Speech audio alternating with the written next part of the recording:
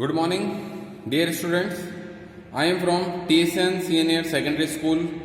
I teach in class 10th, subject science, chapter number 3. Dear student, metal and non-metal, chapter number 3 पर ये मेरा third video आज मैंने दिया है, मेटल एंड नॉन मेटल्स। इससे पहले हम इस लेसन पर दो वीडियो देखकर आ चुके हैं, जहाँ पर हमने मेटल नॉन मेटल की प्रॉपर्टीज देखी। मेटल नॉन मेटल जो है इनकी रिएक्शंस, केमिकल रिएक्शंस के बारे में हमने स्टडी किया, फिजिकल प्रॉपर्टीज हमने वहाँ पर स्टडी करी। आज हम जो ये वीडियो की स्टार्टिंग कर रहे हैं वो स्टार्टिंग कर रहे हैं कहाँ से? नॉन मेटल से। ठीक है, मेटेलिक पोर्शन जो है वो पूरा कंप्लीट हो चुका है। हम यहाँ पर वीडियो की स्टार्टिंग कर रहे हैं नॉन मेटल से। ठीक है, तो देखिए नॉन मेटल्स किसे कहते हैं, तो उसके बारे में सबसे पहले स्टडी करते हैं। Non-metals are the element that do not conduct electricity. Non-metals are the element that do not conduct electricity. आपको पहले इससे पहले पता होगा डियर स्टूडेंट के मेटल्स जो है वो इलेक्ट्रिसिटी कंडक्ट कर सकती है और नॉन मेटल जो है वो इलेक्ट्रिसिटी कंडक्ट नहीं करते। ठीक है, non metals are the element that do not conduct electricity and neither malleable and nor ductile. ना ही मेलेबल होती है और ना ही डक्टाइल होती है। ठीक है, they form negative ions. They form negative ions by gaining electrons. तो आपको पता होगा मेटल जो है वो इलेक्ट्रॉन्स गेन करती है या लूज करती है? लूज करती है। ठीक है, मेटल जो है वो इलेक्ट्रॉन लूज करके क्या बनाती है? कैटायंस। ऐसे ही जो नॉन मेटल्स है, non metals they form negative ion. They form negative ion, वो पॉजिटिव आयंस बना रही थी मेटल, ये फॉर्म कर रहे हैं negative ions by gaining of electron. By gaining of electron thus non metals are also known as electronegative elements. इसलिए इन्हें इलेक्ट्रोनेगेटिव बोला जाता है, मेटल्स को इलेक्ट्रो पॉजिटिव बोला जाता है, क्योंकि मेटल्स इलेक्ट्रॉन लूज कर रही थी, नॉन मेटल्स इलेक्ट्रॉन गेन करती है। ठीक है, तो ये इनके बारे में जनरल इंट्रोडक्शन हो गया नॉन मेटल्स के बारे में ना। इसके बाद देखिए, इसके बाद नॉन मेटल की फिजिकल प्रॉपर्टीज। फिजिकल प्रॉपर्टीज हमने मेटल्स की भी देखी थी, वही पॉइंट है यहाँ पर भी। Physical properties of non metal, hardness. जो देखिए डियर स्टूडेंट, आपको कॉपी पेन लेकर बैठना है और जो भी मैं आपको यहाँ पर बता रहा हूँ, समझा रहा हूँ, उसको एक बार लिख भी लेना है। ठीक है, ताकि आपको ये लॉन्ग टाइम तक ध्यान रहे ये चीजें।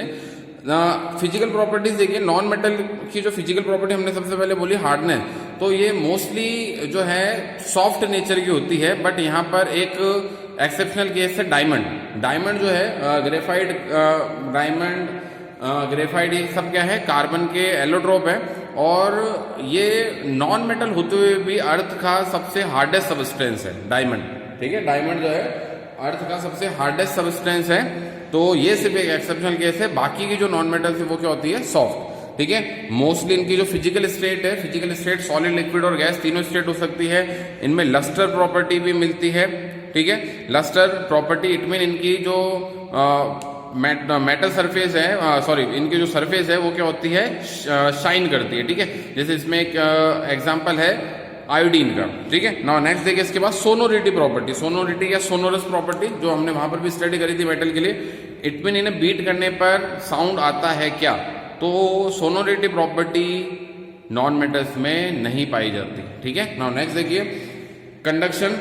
ये हीट और इलेक्ट्रिसिटी दोनों को कंडक्ट नहीं कर सकती, ये आपको ध्यान रखना है। नेक्स्ट पॉइंट देखिए, मेल्टिंग पॉइंट और बॉइलिंग पॉइंट। तो मेल्टिंग पॉइंट और बॉइलिंग पॉइंट इनके नॉन मेटल्स के बहुत ही ज़्यादा लो होते हैं, बहुत ज़्यादा कम होते हैं। बट एक्सेप्शनल केस है डायमंड, क्योंकि डायमंड जो है अर्थ का सबसे ज़्यादा हार्डेस्ट सबस्टेंस है, इस वजह से इसका मेल्टिंग पॉइंट और बॉइलिंग पॉइंट बहुत हाई होता है। नेक्स्ट देखिए, डेंसिटी। डेंसिटी जो है इनकी लो होती है। नेक्स्ट देखिए, कलर। तो नॉन मेटल्स जो है वो डिफरेंट कलर में हमें नेचर में देखने को मिलती है, तो पर्टिकुलर इनका कोई कलर नहीं होता, ये सभी कलर्स में हमें मिलती है नेचर में। राइट, और नेक्स्ट पॉइंट देखिए, इसके बाद मैंने यहाँ पर कुछ पॉइंट्स दिए हैं जो थोड़े से एग्जाम पर्पज से इंपॉर्टेंट है। Diamond is a non metal, diamond is a non metal which has a very high melting point and boiling point. Diamond जो है एक नॉन मेटल है, बट नॉन मेटल होते हुए भी इसका मेल्टिंग पॉइंट और बॉइलिंग पॉइंट हाई है। वैसे नॉन मेटल्स का मोस्टली मेल्टिंग और बॉइलिंग पॉइंट क्या होता है? लो होता है, बट डायमंड एक एक्सेप्शन केस है, इसका मेल्टिंग पॉइंट और बॉइलिंग पॉइंट बहुत ज्यादा हाई होता है। Carbon in the form of graphite. Dear student, इस पर ध्यान दीजिए आप। Carbon in the form of graphite is non metal which conduct electricity. Carbon जो है ग्रेफाइट की ही एक ग्रेफाइट जो है कार्बन की एक फॉर्म है, बट ये इलेक्ट्रिसिटी कंडक्ट कर सकता है। मैंने यहाँ पर इस पॉइंट में आपको बताया था कि नॉन मेटल जो होती है वो हीट और इलेक्ट्रिसिटी कंडक्ट नहीं कर सकती, बट यहाँ पर एक एक्सेप्शनल केस कौन सा है, ग्रेफाइट। ग्रेफाइट जो है इलेक्ट्रिसिटी कंडक्ट कर सकता है, ये कार्बन का एक एलोट्रॉप है। ठीक है, तो आई होप डियर स्टूडेंट्स आपको ये जो फिजिकल प्रॉपर्टीज समझ में आई होगी। इसके बाद में मैं स्लाइड चेंज कर रहा हूं।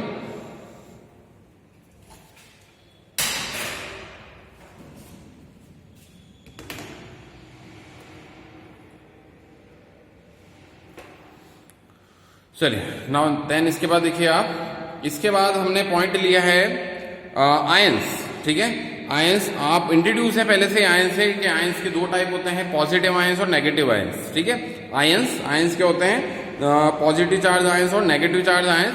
तो इन्हीं की थोड़ी सी स्टडी इस लेसन में भी है। आयंस दो टाइप आयंस के, positive ions, negative ions. Positive ions, सबसे पहले पॉजिटिव आयन फॉर्म कैटायन, ये कैटायन फॉर्म करते हैं by losing electron. By losing electron, जब कोई एलिमेंट इलेक्ट्रॉन लूज करेगा तो वहां पर प्रोटॉन डोमिनेंट हो जाता है, प्रोटॉन का नंबर डोमिनेंट हो जाता है, तो उस एलिमेंट पर चार्ज किया जाता है, उस एटम पर चार्ज किया जाता है पॉजिटिव। ठीक है, तो they form cation by losing electron and obtain a stable configuration तो आई थिंक बहुत सारे स्टूडेंट्स को स्टेबल कॉन्फिगरेशन वाली बात हो सकता है नहीं समझ में आए, तो मैं आपको एक चीज और बता देता हूँ। वो एलिमेंट या वो एटम स्टेबल कहलाता है जिसके आउटर सेल में 8 इलेक्ट्रॉन हो जाते हैं। वो एलिमेंट या वो एटम स्टेबल कहलाता है जिसके आउटर सेल में 8 इलेक्ट्रॉन्स हो जाते हैं, और इसे हम बोलते हैं ऑक्टेट रूल। इसे हम क्या बोलते हैं डियर स्टूडेंट, ऑक्टेट रूल। तो हर एलिमेंट ये ट्राई करता है कि उसके आउटर सेल में 8 इलेक्ट्रॉन हो जाए, इसके लिए वो इलेक्ट्रॉन गेन करता है या लूज करता है। तो देखिए हमने यहाँ पर एग्जांपल दिया है सोडियम का। सोडियम का एटॉमिक नंबर कितना है, 11।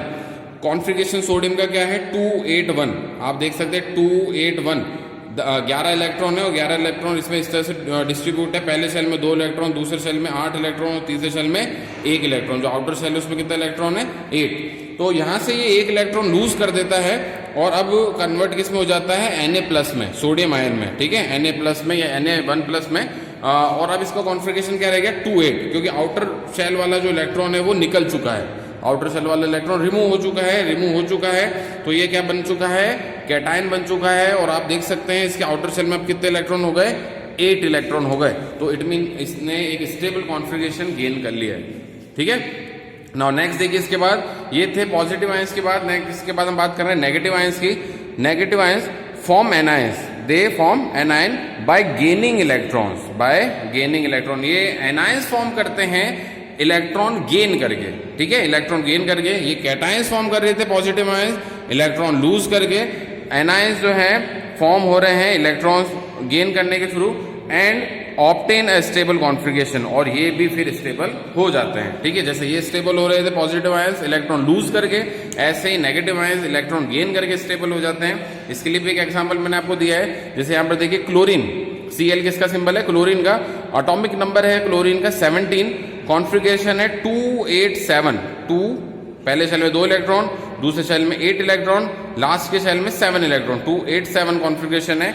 अगर क्लोरीन को 1 इलेक्ट्रॉन और दे दिया जाए, प्लस इलेक्ट्रॉन, यानी 1 इलेक्ट्रॉन इससे मिल जाए, तो अब इसका कॉन्फिगरेशन क्या हो जाएगा, 288। 7 तो थे ही पहले आउटर सेल में, 1 इलेक्ट्रॉन और मिलते ही क्या हो जाएगा, कॉन्फिगरेशन 288। और ये क्या बना लेगा, क्लोराइड आयन। माइनस का चार्ज आ रहा है, क्या बोलेंगे आप इसे, क्लोराइड आयन। क्लोराइड आयन जो है वो ज्यादा स्टेबल है क्लोरीन से।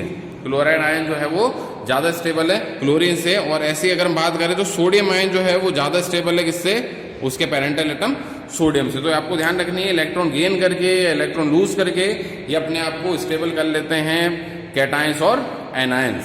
ठीक है, अब लास्ट एट द एंड होगा क्या कि जो आपका सोडियम आयन है वो क्लोराइड आयन के साथ रिएक्शन करेगा और क्या फॉर्म कर लेगा, सोडियम क्लोराइड। क्या फॉर्म कर लेगा, सोडियम क्लोराइड, राइट। ठीक है, और sodium chloride we know that sodium chloride common salt जो है एक स्टेबल कंपाउंड है। ठीक है, नाउ नेक्स्ट देखिए, इसके बाद ये तो थी आयंस की बात, positive ion, negative ion. Ions की कुछ प्रॉपर्टीज भी हैं, इन प्रॉपर्टीज को हम यहाँ पर डिस्कस कर रहे हैं step by step. Properties of ions, they are solid and brittle in nature. ये सॉलिड होते हैं और ब्रिटल होते हैं नेचर में। They are solid and brittle in nature. ठीक है। सॉलिड से तो आप समझ गए होंगे, बट ब्रिटल का मतलब यहाँ पर होता है कि इनमें चार्ज का जो डिस्ट्रीब्यूशन है, नेगेटिव आयन और पॉजिटिव आयन का, वो डिस्ट्रीब्यूशन भी फिक्स्ड होता है, ठीक है। तो ये ब्रिटल की हम यहाँ पर बात कर रहे हैं, they are solid and brittle in nature, ठीक है। नाउ नेक्स्ट देखिए इसके बाद, दे फॉर्म आयनिक बॉन्ड। ये क्या फॉर्म करते हैं? Ionic bond. तो आयन से तो आयनिक बॉन्ड ही फॉर्म करेंगे, which have greater force of attraction. और इस आयनिक फोर्स जो बॉन्ड है इसके बीच में, आयन्स के बीच में क्या होता है, बहुत ज्यादा फोर्स ऑफ अट्रैक्शन होता है। जैसे ऊपर हमने बात करी थी कि सोडियम और क्लोरीन, इन दोनों के बीच में एक बॉन्ड बन रहा है, सोडियम क्लोराइड, इन दोनों के बीच में ये जो बॉन्ड बन रहा है, ये बॉन्ड बहुत ज्यादा स्ट्रांग है, बिकॉज सोडियम पर चार्ज था पॉजिटिव, क्लोरीन पर चार्ज था नेगेटिव। अपोजिट चार्ज होने की वजह से फोर्स ऑफ अट्रैक्शन यहाँ पर क्या है, बहुत ज्यादा स्ट्रांग है। फोर्स ऑफ अट्रैक्शन बहुत ज्यादा स्ट्रांग है क्योंकि दोनों पर अपोजिट चार्ज है, पॉजिटिव और नेगेटिव, ठीक है। Now next point, they have high melting and boiling point. इनका मेल्टिंग और बॉइलिंग पॉइंट बहुत ज्यादा हाई होता है, क्योंकि बॉन्ड अगर स्ट्रांग है तो आपको इसे मेल्ट करने और बॉइल करने में भी ज्यादा हीट प्रोवाइड करनी पड़ेगी कंपाउंड को।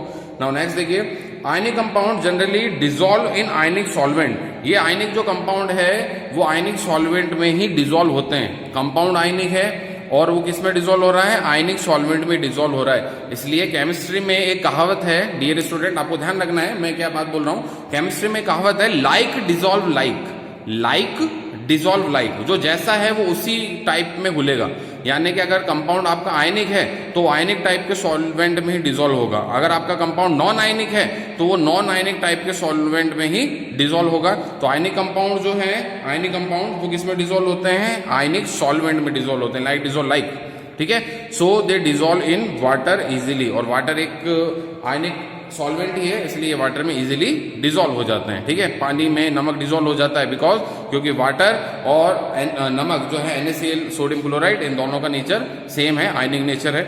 नाउ नेक्स्ट देखिए, they conduct electricity, they conduct electricity in their solution state और in their molten state. They conduct electricity in their solution state और in their molten state. It mean कि जब आप इन्हें इनकी सॉल्यूशन फॉर्म में dissolve कर देंगे इन्हें, या इनकी मोल्टन फॉर्म में इन्हें ला देंगे, तो इनमें जो पॉजिटिव आयन और नेगेटिव आयन से, यानी कि सोडियम आयन और क्लोराइड आयन, अगर हम एग्जांपल है सोडियम क्लोराइड का, तो सोडियम आयन और क्लोरीन आयन जो है वो दोनों अलग अलग हो जाएंगे। अलग अलग हो जाएंगे तो अलग अलग कैथोड एनोड पर पहुंचेंगे और इस वजह से सर्किट कंप्लीट हो जाएगा, इलेक्ट्रिसिटी फ्लो होने लग जाएगी। तो ये कंडक्ट करते हैं इलेक्ट्रिसिटी अपनी सॉल्यूशन स्टेट में और मोल्टन स्टेट में। तो आई होप डियर स्टूडेंट आपको ये जो प्रॉपर्टीज है आयंस की वो समझ में आई होगी। मैं इसके बाद नेक्स्ट स्लाइड चेंज कर रहा हूं।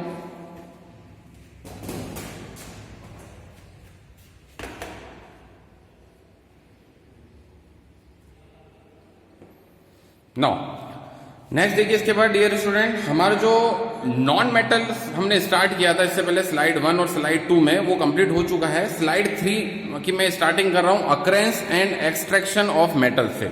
Occurrence and extraction of metal से तो सबसे पहले इंट्रोड्यूस होते हैं अकरेंस और एक्सट्रैक्शन मतलब क्या होता है। तो देखिए, अकरेंस का मतलब होता है कहां से उनकी उत्पत्ति हुई है, कहां से वो निकले हैं, कहां से हमें मिले हैं। तो हम मेटल्स के बारे में स्टडी कर रहे हैं कि मेटल जो है हमें कहां से मिलती है, राइट, ठीक है।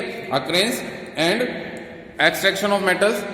Metals occur in earth crust, metals occur in earth crust and in sea water, and in sea water in the form of ore. और किसकी फॉर्म में मिलती है ये हमें, ओर की फॉर्म में मिलती है। मेटल हमें अर्थ क्रस्ट से मिलती है या सी वाटर में मिलती है, और किसकी फॉर्म में मिलती है, ओर की फॉर्म में मिलती है। Earth crust is the major source of metal. ये लाइन आपको ध्यान रखनी है। अर्थ क्रस्ट जो है, जो अर्थ सरफेस है, वो बहुत सारी मेटल्स का सोर्स है, बहुत सारी मेटल्स वहीं से मिल जाती है हमें, ठीक है। तो नेक्स्ट देखिए इसके बाद, minerals they are naturally occurring substance, they are naturally occurring substance which have uniform composition। ये ऐसे substance हैं जो naturally मिलते हैं हमें और इनका यूनिफॉर्म कंपोजिशन होता है। नेक्स्ट देखिए इसके बाद ओर। तो ओर की डेफिनेशन आपको ध्यान रखनी है डियर स्टूडेंट, ये एग्जाम पर्पस से इंपॉर्टेंट है, मिनरल और ओर की डेफिनेशन। और they minerals from which a metal can be profitably extracted are called ore. जब किसी मिनरल को प्रॉफिटेबली यानी अपने फायदे के लिए एक्सट्रैक्ट किया जाता है, उस मिनरल से मेटल को, जब किसी मिनरल से मेटल को प्रॉफिटेबली अपने फायदे के लिए एक्सट्रैक्ट किया जाता है तो हम उसे क्या बोलते हैं, ओर बोलते हैं, ठीक है, कोई मिनरल है किसी मेटल का और उससे आप मेटल निकाल रहे हैं अपने फायदे के लिए, कि हो सकता है वो मेटल आपके किसी काम में आ जाए, तो ये जो प्रोसेस है, ये प्रोसेस के थ्रू जो भी आपको मिलेगा वो क्या कहलाएगा, ओर कहलाएगा। एक्सट्रैक्शन आर कॉल्ड ओर, ठीक है, ये आपको ध्यान रखना है डेफिनेशन।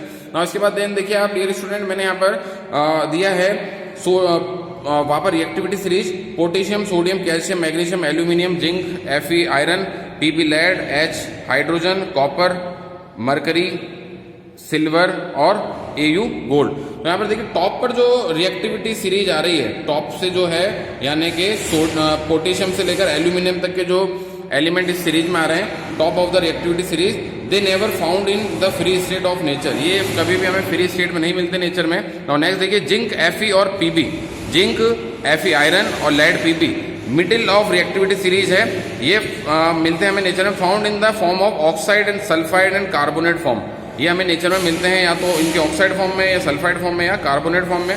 और नेक्स्ट देखिए कॉपर, मरकरी, सिल्वर Ag और Au gold least reactive element है, क्योंकि लास्ट में मिल रहे हैं रिएक्टिविटी सीरीज में, इसलिए लीस्ट रिएक्टिव एलिमेंट है, found in nature in free state, ये नेचर में हमें फ्री स्टेट में मिलते हैं क्योंकि इनमें रिएक्शन करने की टेंडेंसी नहीं होती, इन the form of oxide and sulphide, in the form of oxide and sulphide form. तो ये हमें ध्यान रखना है नेक्स्ट टॉपिक के लिए, ये वाली सारी चीज, ताकि नेक्स्ट टॉपिक में हम ऑकरेंस एंड एक्सट्रैक्शन को और डीप समझ सकें। आई होप डियर स्टूडेंट आपको ये वीडियो पसंद आया होगा, लाइक करिए, शेयर करिए, थैंक यू।